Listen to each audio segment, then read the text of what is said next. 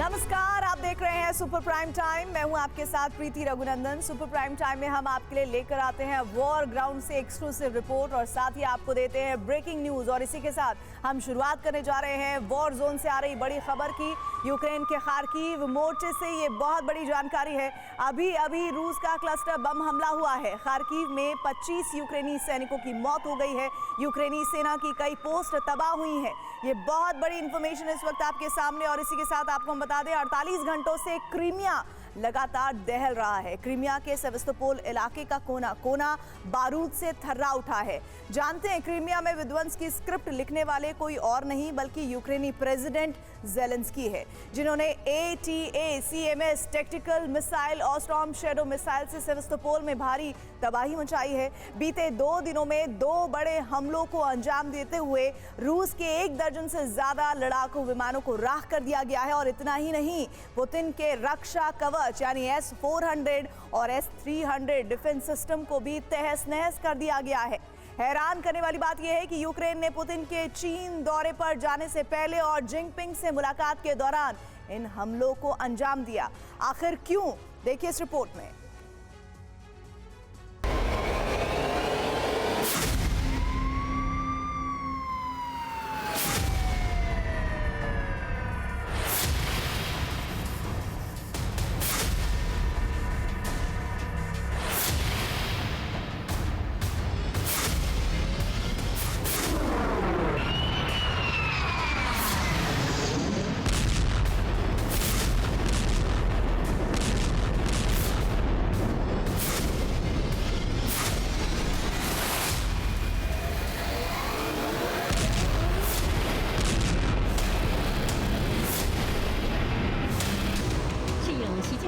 चीन की राजधानी बीजिंग में एक तरफ दुनिया के 2 ताकतवर राष्ट्राध्यक्षों की मुलाकात हो रही थी, दुनिया के तमाम अहम मुद्दों पर बातचीत हो रही थी, तो वहीं बीजिंग से करीब 6500 किलोमीटर दूर क्रीमिया पेनिनसुला की धरती बारूदी शोलों से दहक रही थी।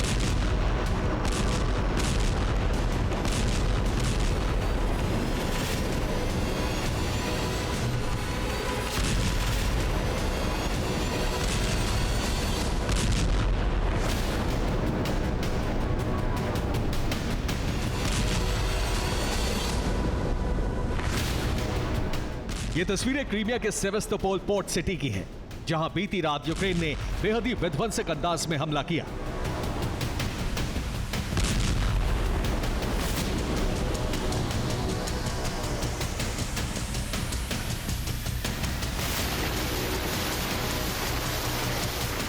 यकीन मानिए, यूक्रेन के आसमानी प्रहार से सेवास्तोपोल का बेल्बेक एयरबेस धधक उठा। चश्मदीदों का दावा है कि सिर्फ बेल्बेक एयरबेस पर 20 से ज्यादा ब्लास्ट हुए।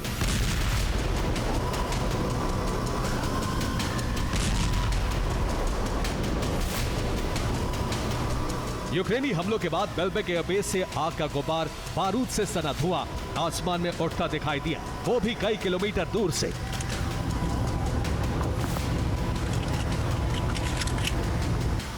दावा किया जा रहा है कि पूरी प्लानिंग के तहत यूक्रेनी सेना बीते 48 घंटों से सेवास्तोपोल पर बारूदी बारिश कर रही है।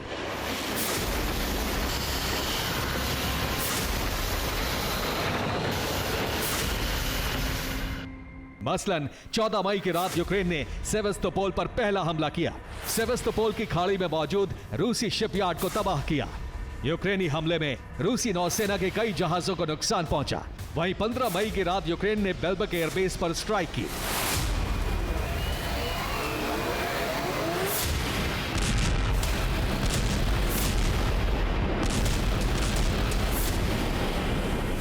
बीते 48 घंटों में 2 बड़े हमलों के जरिए यूक्रेन ने क्रेमलिन में खलबली मचा दी, क्योंकि एक तरफ रूसी राष्ट्रपति पुतिन बीजिंग में जिनपिंग के साथ मिलकर पूरे नेटो और यूरोप को दहलाने की प्लानिंग कर रहे थे, वहीं इस मुलाकात के चंद घंटे पहले यूक्रेन ने क्रीमिया पेनिनसुला को दहलाकर सीधे पुतिन को चुनौती दे दी।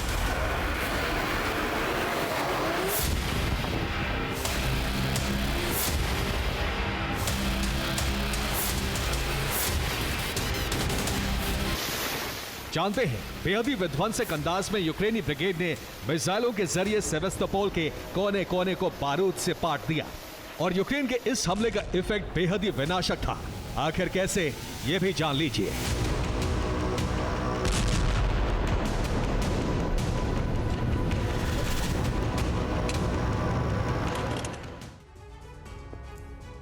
बीते 48 घंटों में यूक्रेन ने सेवास्तोपोल के बेलबेक एयरबेस पर 2 बड़े हमलों को अंजाम दिया। सबसे पहले बात बीती रात किए गए अटैक की कर लेते हैं।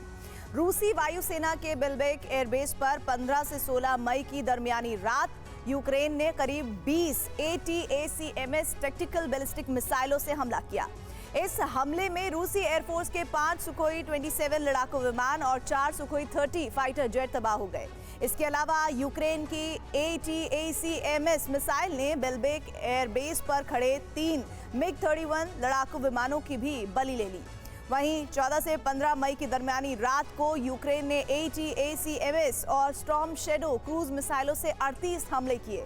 यूक्रेन के इस भीषण प्रहार में रूस का एक S-400 और एक S-300 air missile defence system नेस्त नाबूद हुआ।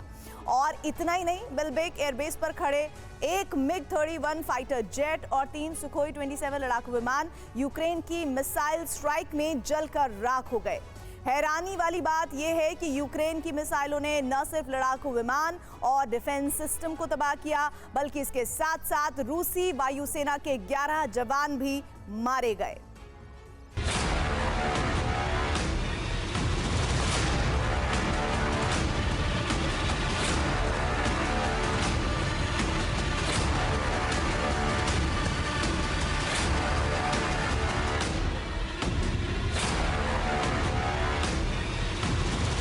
सेवास्तोपोल में मौजूद बेलबेक एयरफील्ड रूसी वायुसेना का अहम एयरबेस है। इस एयरबेस के जरिए रूसी डिफेंस ब्लैक सी समेत पूर्वी यूरोप के देशों को कंट्रोल में रखता है।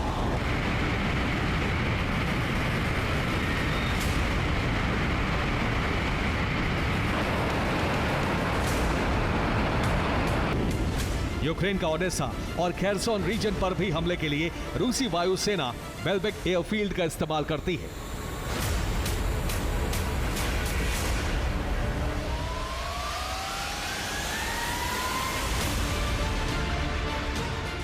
बेलबेक एयरबेस को लेकर मीडिया रिपोर्ट्स में दावा किया जाता है कि इस एयरफील्ड पर रूस की 38वीं फाइटर एविएशन रेजिमेंट तैनात रहती है। रूस ने एयरबेस पर 28 लड़ाकू विमानों को तैनात किया है। एयरबेस पर S-400 मिसाइल सिस्टम ने मोर्चा संभाल रखा था। रूसी S-300 सिस्टम भी बेलबेक एयरबेस पर तैनात था।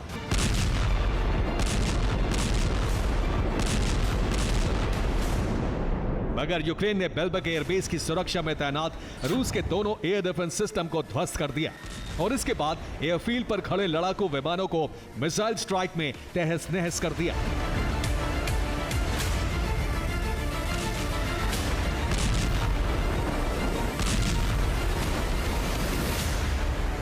हालांकि रूसी न्यूज एजेंसी ने दावा किया है कि उन्होंने यूक्रेन के 10 अटैकम्स मिसाइलों को शॉट डाउन किया, यानी आसमान में ही मार गिराया। मगर रूस का यह पलटवार बेलबेक एयरबेस की तबाही को रोक नहीं पाया।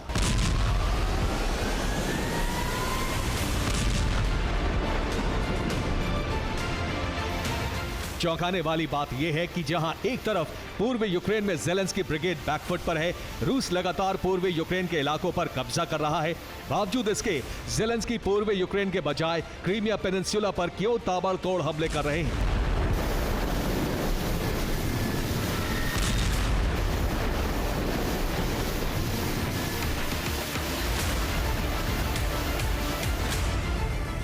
क्यों सेवास्तोपोल में रूस के नेवल एयरबेस को दहला रहे हैं, वो भी उस वक्त जब पुतिन चीन के दौरे पर हैं, बीजिंग में जिनपिंग से मिल रहे हैं। ऐसे में बड़ा सवाल यह है कि क्या शी पुतिन की बैठक को रोकने के लिए हमला किया गया?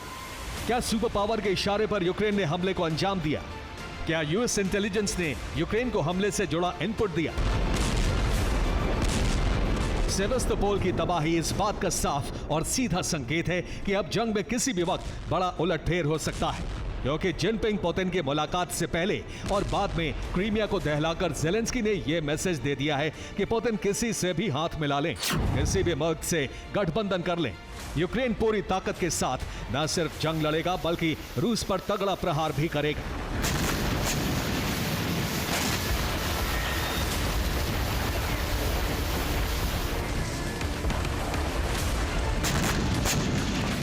क्रेमलिन से क्रीमिया तक खलबली भी मचाएगा।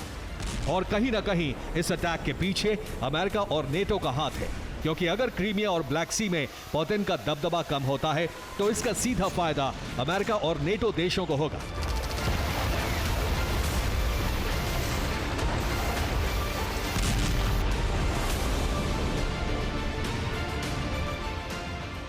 शायद यही वजह है कि अमेरिकी और ब्रिटिश मिसाइलों के जरिए यूक्रेन क्रीमिया पेनिनसुला में तबाही मचा रहा है, सीधे पुतिन को चैलेंज दे रहा है। अब यह देखना होगा कि क्रीमिया विनाश का इंतकाम पुतिन किस अंदाज में लेते हैं।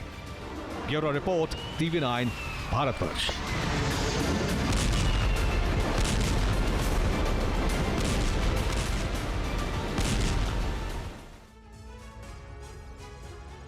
बड़ी खबर आ रही है, रूस के तुला क्षेत्र पर यूक्रेन के हमले से जुड़ी हुई। यूक्रेन सेना के लिए 2 ड्रोन हमले हुए हैं। रूस के बसाल्ट मिलिट्री प्लांट को इस दौरान नुकसान पहुंचा है।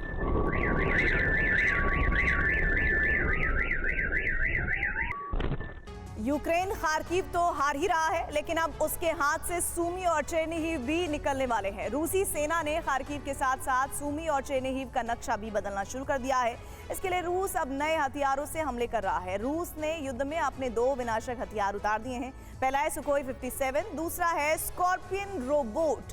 ये दोनों खार्किव की जंग में हथियार जो है वो किस तरह से गेम चेंजर साबित हो रहे हैं, अब हम आपको अगली रिपोर्ट में यही दिखाने जा रहे हैं।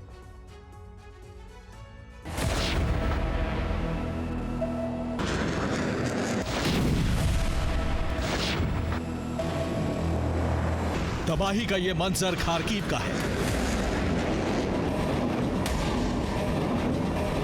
हर बीतते दिन के साथ खार्किव में विनाश का क्षेत्रफल बड़ा होता जा रहा है। खार्किव में पुतिन सेना जिस तरह से विस्फोट कर रही है, उससे यूक्रेनी फोर्स ना कुछ समझ पा रही है, ना ही संभल पा रही है।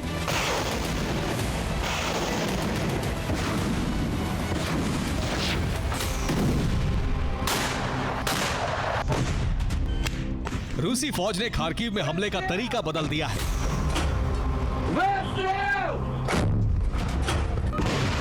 नई रणनीति के तहत हर दिन अलग अलग हथियारों से विस्फोट किया जा रहा है।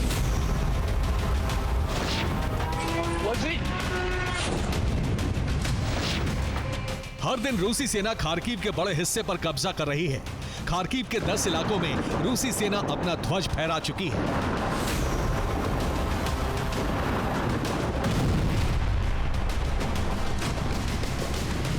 दुनिया के बड़े रक्षा विशेषज्ञ ने जो खार्किव को लेकर कहा है, वो ना सिर्फ जेलेंस्की को परेशान करने वाला है, बल्कि हैरान करने वाला भी है। रक्षा विशेषज्ञों के मुताबिक खार्किव की जंग आखिरी दौर में पहुंच चुकी है। यूक्रेन खार्किव गंवाने जा रहा है। डिफेंस एक्सपर्ट का ये ऐलान यूं ही नहीं है। रूसी सेना खार्किव में जिस तरह से विध्वंसक हमले कर रही है, उसके सामने जेलेंस्की आर्मी टिक नहीं पा रही है। लिहाजा खार्किव हारने का भय कीव से लेकर वॉशिंगटन तक है। अमेरिकी विदेश मंत्री एंटनी ब्लिंकन ने भी घोषणा कर दी है कि अब खार्किव तभी बचेगा जब वहां सैनिकों की टुकड़ी भेजी जाएगी।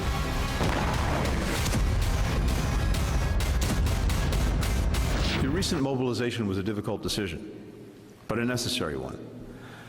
The defenders who have so courageously held the line for more than 2 years need help. They need rest. This will allow both, while providing your military with additional troops to fight off bigger invading forces.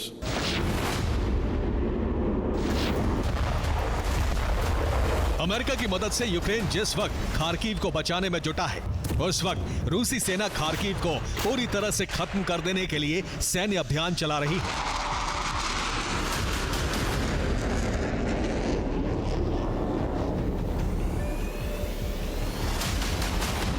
Kharkiv की जंग में अब रूस ने Su-57 भेज दिया है।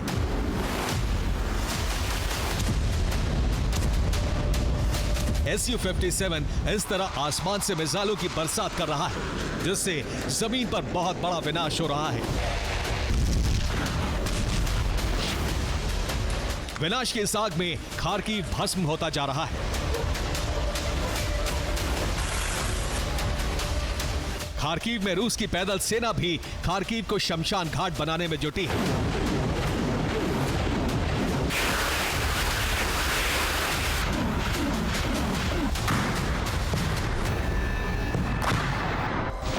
Kharkiv में भीषण हमला कर रूस ने ग्लुबोकोय और लुकियान्स्की पर भी कब्जा कर लिया।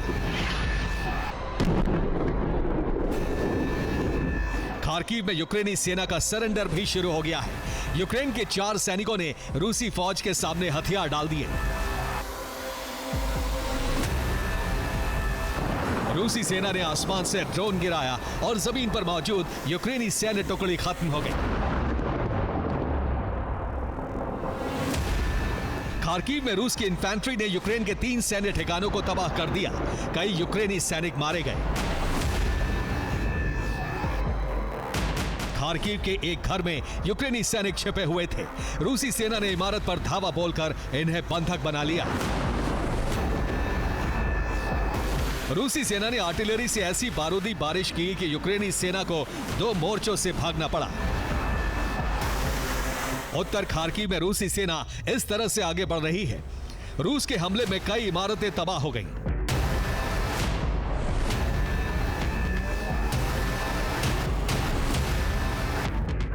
खार्किव को जीतने के लिए रूस ने न सिर्फ Su-57 को जंगी आसमान में भेज दिया है, बल्कि युद्ध भूमि में अपने विध्वंसक बिच्छू को भी उतार दिया है। यह है रूस का घातक रोबोट, नाम है स्कॉर्पियन M।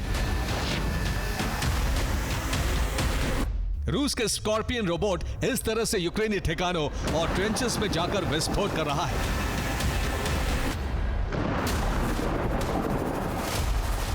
जिससे यूक्रेनी सेना को बहुत ज्यादा नुकसान पहुंच रहा है। खार्किव की जंग में रूस का यह रोबोट गेम चेंजर साबित हो रहा है। यह आकार में बहुत छोटा है, इसलिए यूक्रेनी सेना इसका पता नहीं लगा पाती। नतीजतन यह यूक्रेनी ठिकाने तक पहुंच जाता है और फिर यूक्रेनी ठिकानों के परखच्चे उड़ा देता है। जी हाँ, युद्ध में पुतिन का बिच्छू आ गया है। इसका नाम है स्कॉर्पियन M रोबोट। ये जमीन पर हमला करने वाला रोबोट है। ये देखने में भले ही छोटा है, लेकिन बहुत बड़ा विस्फोट करता है। और इसकी सबसे खास बात यह है कि कठिन और दुर्गम इलाकों में भी जा सकता है। ये ऊंची ऊंची सीढ़ियों पर भी चढ़ सकता है। आंधी, तूफान या बारिश में भी घातक हमला करने का मादा रखता है। ये अपने साथ 25 किलो विस्फोटक लेकर जाता है और टारगेट को तबाह कर देता है। आकार में छोटा होने की वजह से दुश्मन इसे देख नहीं पाते और इस वजह से ये दुश्मन के ठिकानों के पास पहुंच जाता है और धमाका कर देता है। रूस का ये रोबोट ट्रेचेंज और अंडरग्राउंड अड्डों में भी घुसकर विस्फोट करता है।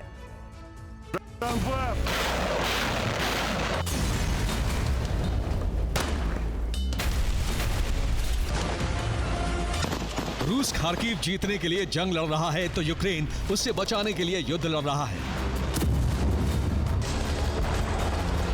दोनों तरफ से जबरदस्त वार पलटवार हो रहा है, जिससे खार्किव फ्रंट पर बहुत बड़ा सैन्य संहार हो गया है।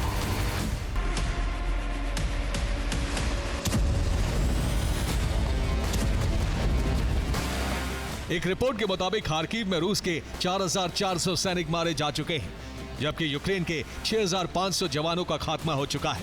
मतलब ये कि सिर्फ खार्किव में ही 10,900 सैनिकों का संहार हो चुका है। अगले कुछ दिनों में खार्किव पर रूस का कब्जा हो जाएगा, ये तय माना जा रहा है। लेकिन रूसी सेना का अंतिम लक्ष्य कीव और ओडेसा है। यही वजह है कि रूसी सेना दो तरफ से कीव और ओडेसा की तरफ बढ़ने की कोशिश कर रही है। इसके लिए सुमी और चेर्निहिव में भी विध्वंसक हमले हो रहे हैं। खार्किव के साथ साथ रूसी फौज सुमी और चेर्निहिव में भी दाखिल हो गई है।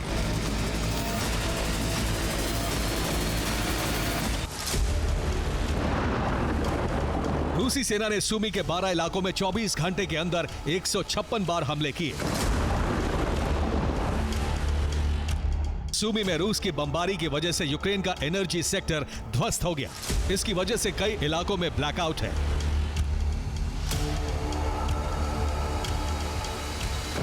रूस की टैंक ब्रिगेड ने धावा बोला तो यूक्रेनी सेना के कई ठिकाने नष्ट हो गए।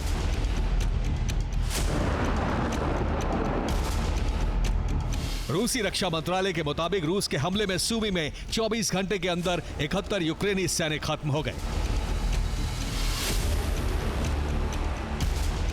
इतना ही नहीं, सूमी में यूक्रेन के 3 पावर स्टेशन, 2 गैस स्टेशन और 13 इमारतें तबाह हो गई।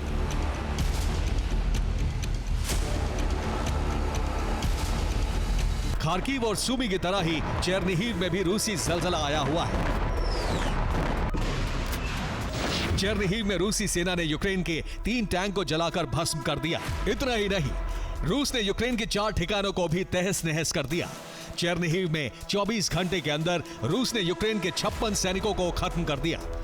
रूसी सेना ने चेरनिहिव के 2 पावर हाउस पर भी मिसाइलों से हमला किया। युद्ध भूमि से आई रिपोर्ट के मुताबिक यूक्रेनी सेना जान बचाने के लिए कई मोर्चों से भाग गई।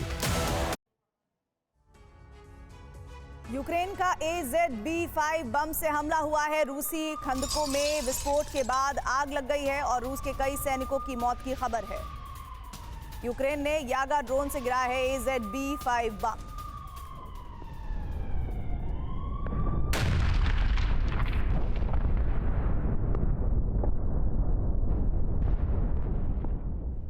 बीजिंग में व्लादिमीर पुतिन और शी जिनपिंग की बैठकों का दौर जारी है और एशिया से अमेरिका तक तनाव बढ़ता जा रहा है। हालांकि जो जानकारियां हैं वो ये कि बैठकों के बीच ही चीन ने ताइवान पर हमले की तैयारी कर ली है। फिलीपींस भी चीन के टारगेट पर आ चुका है। रूस ने एशिया में जापान के साथ साथ यूरोप में पोलैंड और फिनलैंड के खिलाफ परमाणु तैनाती कर दी है। परमाणु विनाश के साक्ष्य बीजिंग में नजर आ चुके हैं। शी पुतिन अपने अपने न्यूक्लियर ब्रीफकेस के साथ पहली बार नजर आए हैं। बीजिंग संधि में महासंग्राम की रणनीति तैयार हो चुकी है और ये संधि अमेरिका के लिए सबसे बड़ा संकट बनने जा रही है।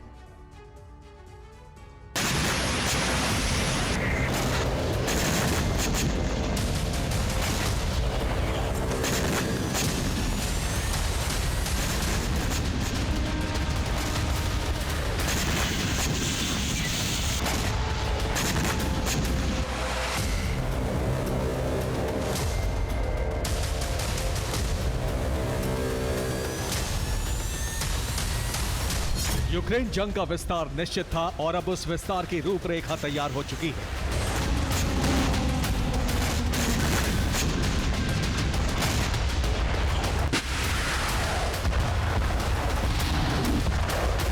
यूक्रेन में जिस तरह बारूद बरस रहा है, अब वो बारूद यूरोप से एशिया तक बरसने की आशंकाएं तेज होने लगी हैं।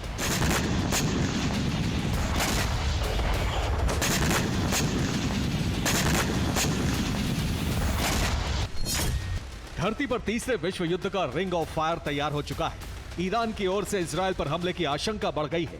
यूक्रेन में युद्ध जारी है और यूक्रेनी सेना रूस पर लगातार बड़े पलटवार कर रही है। रूसी सेना ने अमेरिका के सहयोगी देश जापान पर बारूदी शिकंजा कसना शुरू कर दिया है।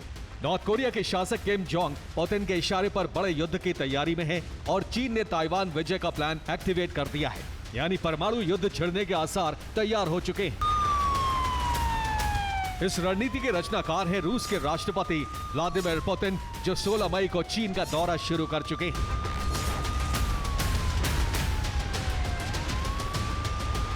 बीजिंग पहुंचते ही एक बार फिर रूस के राष्ट्रपति ने परमाणु युद्ध के भयावह संकेत दे दिए हैं।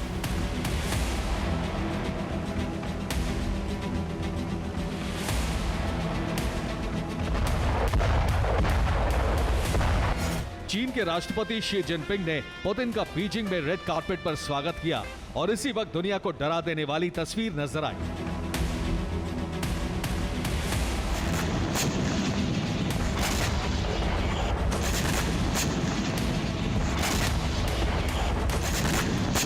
बीजिंग में पुतिन जब उतरे तो उनके साथ चलने वाले सुरक्षा कर्मी के हाथ में उनका न्यूक्लियर ब्रीफकेस था और खास बात यह कि सुनियोजित तरीके से जिनपिंग के सुरक्षा कर्मी के हाथ में भी उनका न्यूक्लियर ब्रीफकेस नजर आया। इस एक तस्वीर ने परमाणु युद्ध की आशंका बढ़ा दी है, क्योंकि जिनपिंग बहुत कम इस न्यूक्लियर ब्रीफकेस के साथ नजर आते हैं।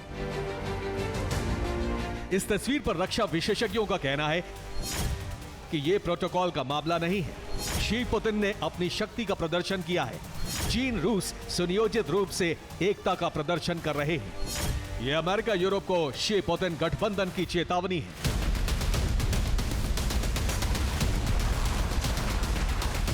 शी पुतिन ने बहुत सोच समझकर यह कदम उठाया है, क्योंकि बाइडेन खेमा यूरोप में रूस के लिए संकट बनता जा रहा है और इस युद्ध से सीख लेकर जिनपिंग पहले ही बाइडेन को अपने सीमाई क्षेत्रों से समेटने की कोशिश में जुट गए।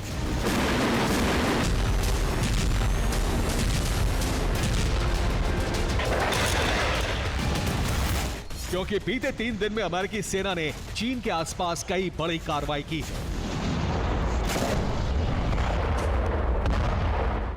बाइडेन विश्व युद्ध की तैयारी, जी हां, बहुत बड़ी तैयारी कर रहे हैं और इसी क्रम में उन्होंने साउथ कोरिया के ओसान बेस पर युद्ध अभ्यास शुरू कर दिया है। युद्ध अभ्यास में यूएस साउथ कोरिया के फाइटर जेट शामिल हैं।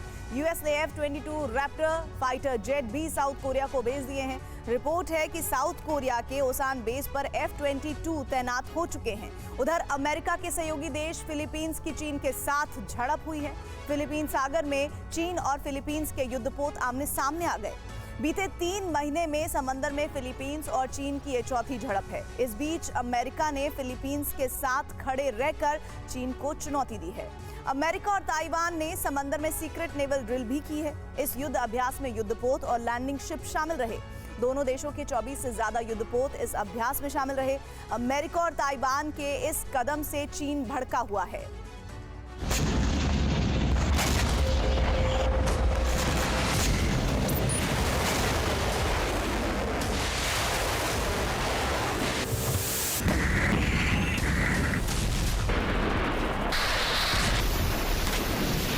अमेरिका और ताइवान के इस सीक्रेट युद्धाभ्यास से चीन भड़का हुआ है। चीन के विदेश मंत्रालय ने कहा है कि यह चीन की वन चाइना पॉलिसी का उल्लंघन है।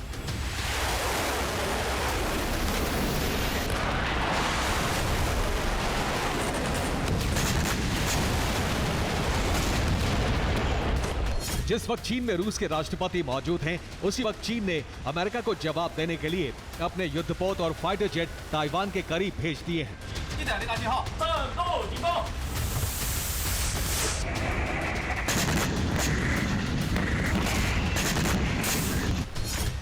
16 मई की सुबह चीन की वायुसेना ने ताइवान के वायु क्षेत्र में घुसपैठ की। चीन के 45 फाइटर जेट सुबह 6 बजे ताइवान के करीब पहुंचे। 26 विमानों ने चीन ताइवान के बीच वायु सीमा यानी मीडियन लाइन का उल्लंघन किया। अमेरिका को एशिया में घेरने के लिए रूस चीन का गठबंधन मिलकर काम कर रहा है। चीन अपने धुर विरोधी ताइवान को घेर रहा है, तो रूस जापान पर हमले की तैयारी में है।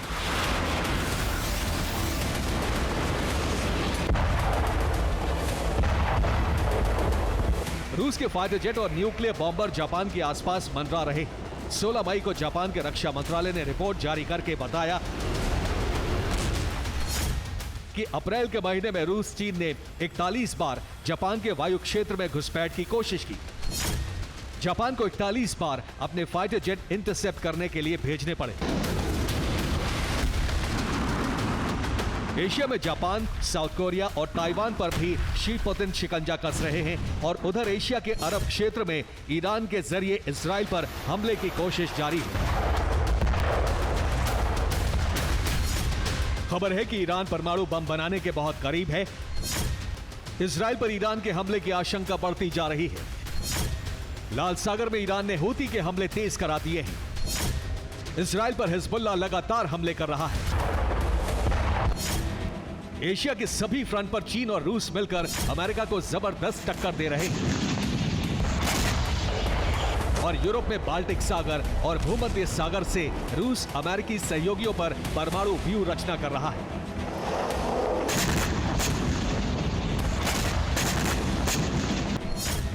बाल्टिक सागर में पुतिन ने बुलावा परमाणु मिसाइल के साथ 7 बोराई क्लास सबमरीन तैनात कर दी हैं। इनके टारगेट पर बाल्टिक से सटे नेटो देश पोलैंड, फिनलैंड, लिथुआनिया, लातविया और एस्टोनिया है। फिनलैंड को जमीन से भी रूस के हमले का डर है और अब फिनलैंड रूस से सटी सीमा पर रिजर्व फोर्स की गश्त बढ़ाने वाला है। इस तरह यूरोप से लेकर एशिया तक विश्व युद्ध का चक्रव्यूह तैयार हो चुका है और हालात बिगड़े तो धरती एटमी रेडिएशन से नष्ट हो जाएगी।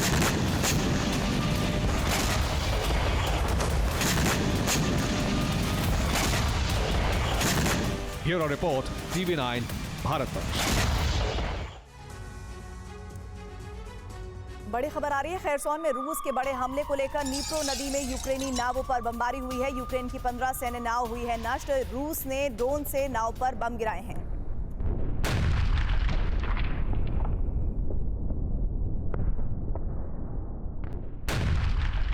कहीं ज्यादा तो कहीं कम, लेकिन युद्ध में तबाही दोनों ओर मची है। यूक्रेन ने भी पूरी ताकत झोंक दी है क्योंकि यूक्रेन को हथियार आने तक युद्ध में बने रहना है। दूसरी तरफ रूस यूक्रेन को इतना लाचार बना देना चाहता है कि यूक्रेन हथियार इस्तेमाल करने की हालत में ही ना रहे।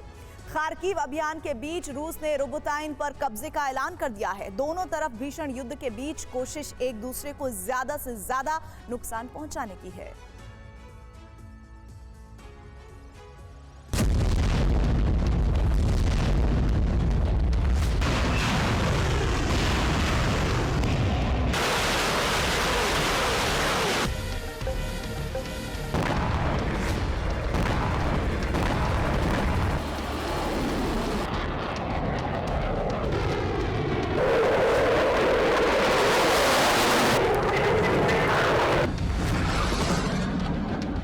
युद्ध के बदले अंदाज की गवाही दे रहा है ये वीडियो। अब ना जगह मायने रखती है और ना वक्त, बस अहम है तो सिर्फ एक दूसरे पर ज्यादा से ज्यादा घातक प्रहार।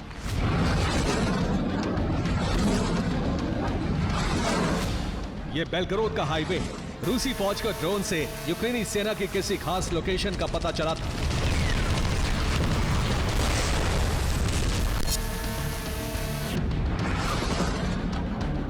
सड़क से वॉर जोन में जा रहे इस एमएलआरएस को पोजीशन लेने का हुक्म मिला और फिर ट्रैफिक रोककर प्रहार शुरू कर दिया गया।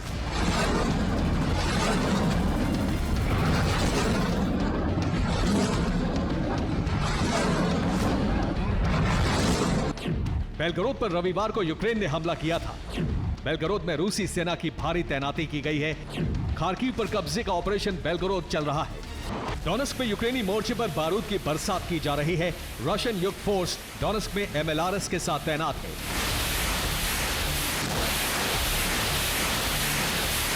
ये ताबड़तोड़ हमला यूक्रेन की पैदल सेना और आर्टिलरी को भस्म करने के लिए किया गया। इस हमले से ठीक पहले रूस के एक ड्रोन को लॉन्च किया गया था। ड्रोन से यूक्रेनी सेना के ठिकाने का पता चलते ही ये एमएलआरएस को खास निशाने पर सेट करके हमले किए गए। रिपोर्ट के मुताबिक टारगेट 12 किलोमीटर की दूरी पर था। रूस ने ग्रैड एमएलआरएस का इस्तेमाल किया। डोनेस्क में रूस यूक्रेन के बीच भीषण जंग चल रही है। रूस ने डोनेस्क में आर्टिलरी का जाल बिछा दिया है। यूक्रेन के ठिकानों और हथियारों को ताबड़तोड़ प्रहार से भस्म किया जा रहा है।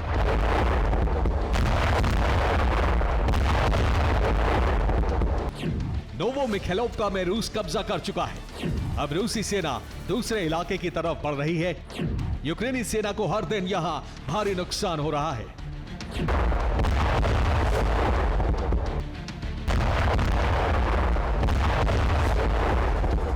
जमीन और जंगल में छिपाए गए यूक्रेनी टैंक और आर्टिलरी के संहार के लिए रूस स्कॉर्पियन एम सरफेस ड्रोन का इस्तेमाल कर रहा है। यह ड्रोन छोटी छोटी तंग जगहों में जा सकता है और बंकर में भी घुस सकता है। दुश्मन का टैंक देखते ही ये आत्मघाती ड्रोन बम की तरह फट जाता है।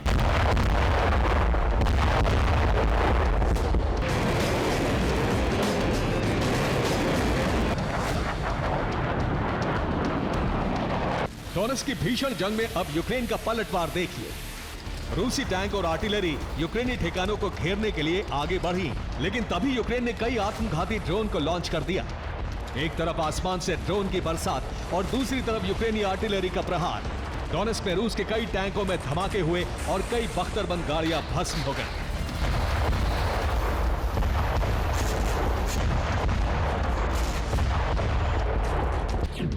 यूक्रेन का दावा है कि पोक्रोवस्की में 500 रूसी सैनिकों की मौत हुई है। 30 दिनों में रूस के 65 वाहन नष्ट कर दिए गए। रूस 30 दिन में 3 T-90 टैंक गंवा चुका है। 18 बख्तरबंद वाहनों को भस्म कर दिया गया है।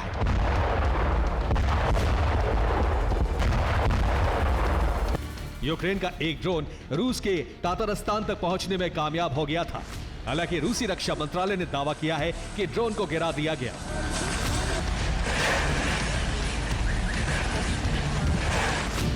रूस ततारस्तान सीमा से 1000 किलोमीटर दूर है। ड्रोन एक ऑयल सेंटर की तरफ बढ़ रहा था। ड्रोन गिराया नहीं जाता तो रूस को बहुत बड़ा नुकसान हो सकता था।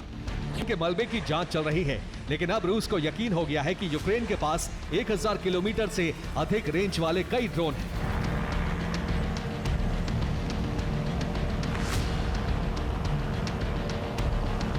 अब यूक्रेन की ताकत बढ़ाने के लिए नेटो देश जल्द ही हथियारों का नया जखीरा भेजने में जुट गए हैं।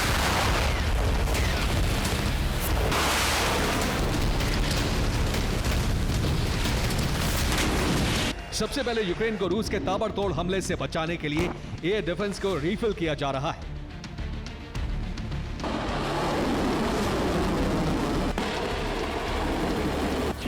फ्रांस सैम्टी एयर डिफेंस सिस्टम के लिए मिसाइल भेज रहा है। फ्रांस से एस्टर 30 मिसाइलों की खेप भेजी जा रही है। फ्रेंच मिसाइल ड्रोन और क्रूज मिसाइलों को गिराने में सक्षम है, किया जा सकता है।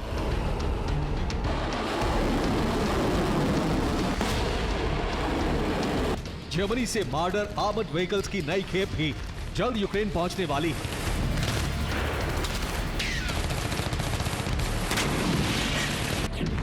यूक्रेन को 40 मार्डर की सप्लाई की जाएगी। जर्मनी से एयर डिफेंस की मिसाइल भेजी जाएगी। यूक्रेन के लिए अमेरिका में भी हथियारों की खेप तैयार है। रूस के तेवर को देखते हुए यह यूक्रेन के लिए बेहद नाजुक वक्त है।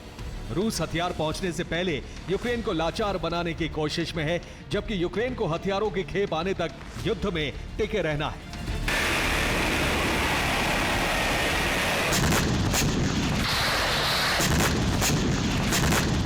यही वजह है कि पुतिन का ध्यान बटाने के लिए रूस के भीतर हमलों पर ज्यादा जोर दिया जा रहा है।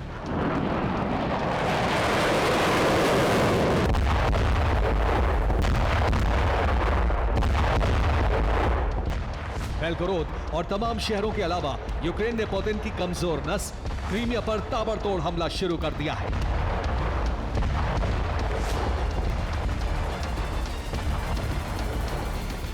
Bureau report, TV9 Bharat.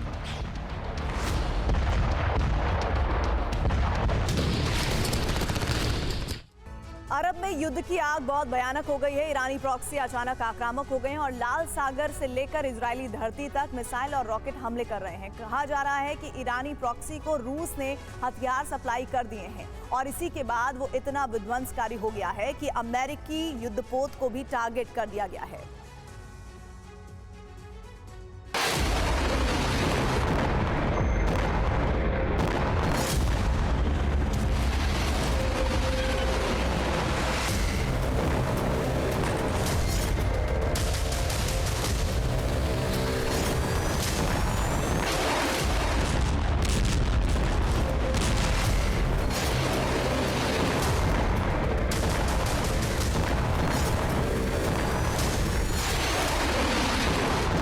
एक जोरदार धमाका हुआ और इस तरह लाल सागर में अमेरिका को बहुत बड़ी चोट पहुंच गई।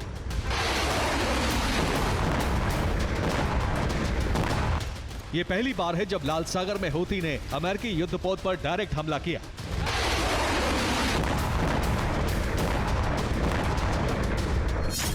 अमेरिकी डिस्ट्रॉयर यूएसएस मेजन लाल सागर में गश्त पर था, तभी हूती ने बैलिस्टिक मिसाइल दाग दी।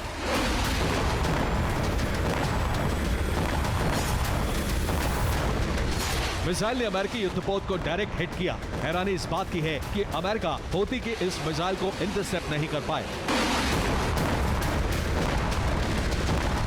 हूती का दावा है कि विस्फोट की वजह से अमेरिकी डिस्ट्रॉयर को बड़ा नुकसान पहुंचा है।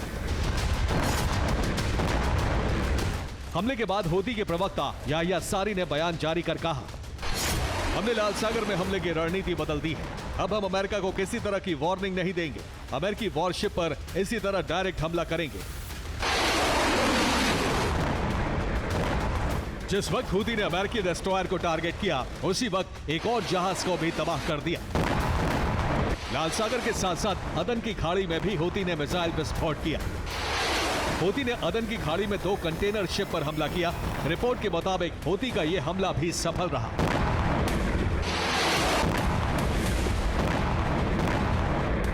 हूती के साथ साथ ईरान के दूसरे प्रॉक्सी भी विध्वंसक हो गए। हूती ने लाल सागर में अमेरिका को जख्म दिया तो हिजबुल्लाह ने इजराइल को दहला दिया।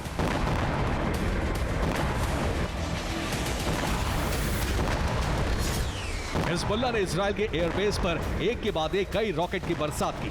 हिजबुल्लाह का दावा है कि हमले में इजराइल के कई लड़ाकू विमानों को नुकसान पहुंचा है। इजराइल ने भी हिजबुल्लाह के हमले की पुष्टि कर दी है।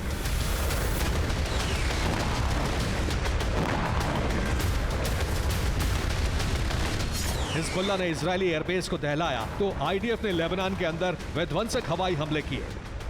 इजरायली एयरफोर्स ने लेबनान के मिरॉन में हिजबुल्लाह की उस रॉकेट लॉन्च साइट को तहस नहस कर दिया जहां से हिजबुल्लाह इजरायली सैन्य बेस पर हमले कर रहा था।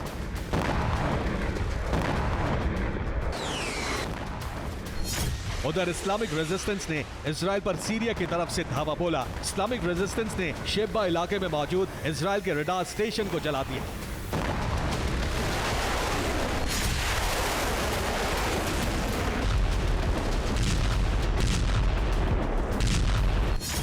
सवाल यही है कि आखिर अचानक ईरानी प्रॉक्सी इतने आक्रामक और मजबूत क्यों हो गए? क्या ईरानी प्रॉक्सी को रूस का सपोर्ट मिल गया है? रक्षा विशेषज्ञों का कहना है कि इस बात की संभावना ज्यादा है कि ईरानी प्रॉक्सी को पुतिन की शह प्राप्त हो गई है। आशंका है कि 5वीं बार रूस का राष्ट्रपति बनने के साथ ही पुतिन ने ईरान और उसके प्रॉक्सी को मजबूत करना शुरू कर दिया है। पुतिन अमेरिका और इजराइल को कमजोर करना चाहते हैं। सूत्रों के मुताबिक रूस ने सीक्रेट तरीके से ईरानी प्रॉक्सी को हथियार भेज दिए हैं। ईरानी प्रॉक्सी अब इन्हीं हथियारों से इजराइल और अमेरिका को जख्म दे रहे हैं। Bureau report, TV9 Bharat. और इसी के साथ ही सुपर प्राइम टाइम में आज बस इतना ही। बाकी खबरों के लिए आप देखते रहिए TV9 भारतवर्ष।